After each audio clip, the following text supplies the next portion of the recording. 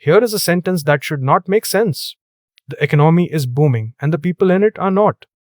India is one of the fastest growing large economies on earth. And yet, ask a room full of young graduates how the job hunt is going and watch the faces fall. Both of these things are true at once. That is the whole mystery. So let me make the claim plainly. Growth was supposed to be the answer. For decades, we were told, grow the pie and the jobs will follow. But the pie has grown spectacularly and the jobs have not followed the way they were promised. Something in the old deal quietly broke. First, the good news, because it is real. Look at the line that everyone celebrates. National income, climbing year after year through crises and shocks, one of the great growth stories of our age. If output were the same as opportunity, this would be a golden age. Hold that line in your head. Now let me lay a second line beside it. The number of good, formal, secure jobs. And it does not climb like the first, it crawls.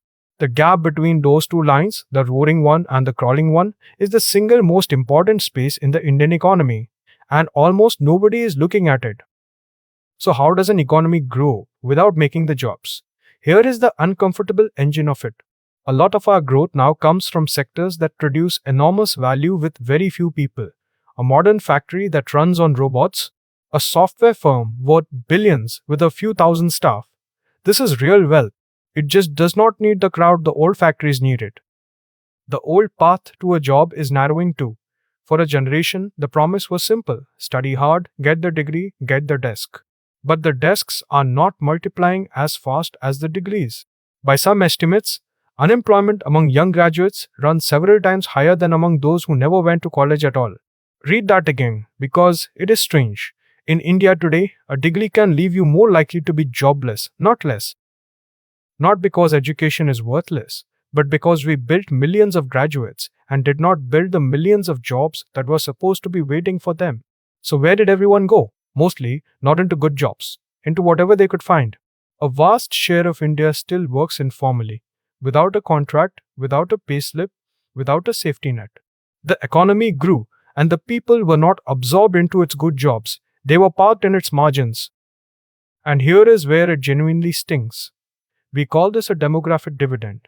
The proud fact that India is young, that a huge share of us are of working age, that the world is aging and we are not. A dividend is a payout, but a dividend only pays if the young actually find work. A generation of workers with nowhere productive to work is not a dividend. It is a bill coming due. Now, to be fair, this is not the whole story and it is not hopeless. New kinds of work are appearing in delivery, in services, in the gig economy, and they are real income for millions. Some of the informal churn is people choosing flexibility, not just failing to find a desk. And a fast-growing economy does, eventually, create demand for labor. The question was never whether jobs come. It is whether they come fast enough and good enough for the wave of young people arriving right now, which is the real problem. And it is a problem of timing. India's young population is not a permanent gift.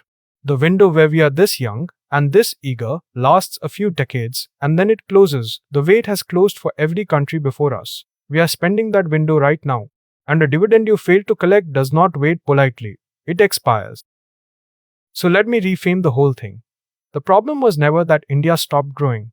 The problem is that we quietly assumed growth and jobs were the same word, and they are not. Growth is the size of the pie. Jobs are how many hands get to hold a slice. And we have been measuring the pie and forgetting to count the hands. And the fixes are not mysterious because other countries have walked this exact road. Build the labor-heavy industries, not just the glamorous ones. Make it genuinely easy to start and run a small business, where most real jobs are actually born. And fix the gap between what colleges teach and what work needs, so a degree points at a job again. None of this is magic. It is just choosing to count the hands. So the next time you hear that the economy grew, and you feel that quiet gap between the headline and your own life, know that you are not imagining it. You are standing exactly in the space between the two lines, the roaring one and the crawling one. They say a rising tide lifts all boats. Perhaps, but only if you have a boat. And an enormous number of young Indians are standing on the shore right now, watching the tide come in, holding a degree, and waiting for a boat that was promised and has not yet arrived.